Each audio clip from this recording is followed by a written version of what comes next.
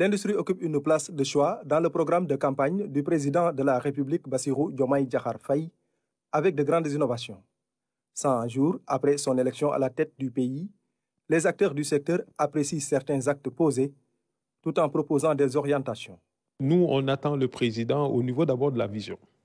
Sa vision est bonne, je pense que ça colle à peu près à ce que nous, nos industriels s'attendent, parce que les industriels sont des gens très pragmatiques, n'aiment pas beaucoup les discours, veulent voir des choses concrètes, parce qu'on vit l'industrie le jour, l'heure, heure par heure.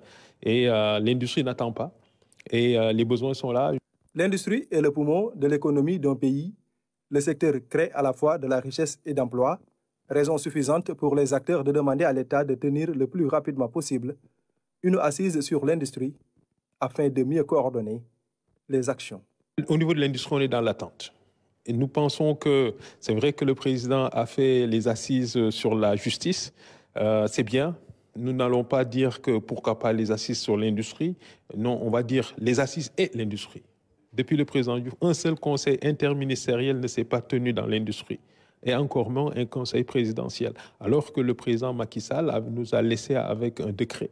Donc, pour instituer un conseil présidentiel de l'industrie, mais qui ne s'est jamais tenu.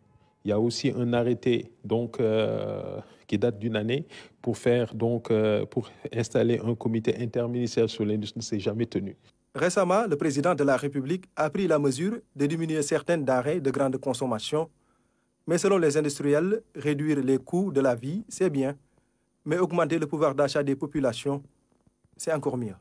Je vous donne juste 2 pays. Je vous donne Singapour et le Japon. Est-ce que c'est des pays qui cultivent? C'est des pays qui ne meurent pas de faim. Ils ont le pouvoir d'achat. Donc, le pouvoir d'achat, on peut l'avoir que ce que je viens de vous dire, avoir donc l'employabilité, donc des personnes formées, qualifiées, qui peuvent travailler et être bien rémunérées. Parce que quand vous n'avez pas une qualification, effectivement, l'industrie ne peut pas te rémunérer plus que ce que tu vaux. De 1960 à aujourd'hui, les différents régimes qui se sont succédés ont élaboré une politique industrielle sans obtenir de grands résultats. Avec ce nouveau régime, les acteurs attendent des actions concrètes pour faire de l'industrie sénégalaise le moteur de la croissance.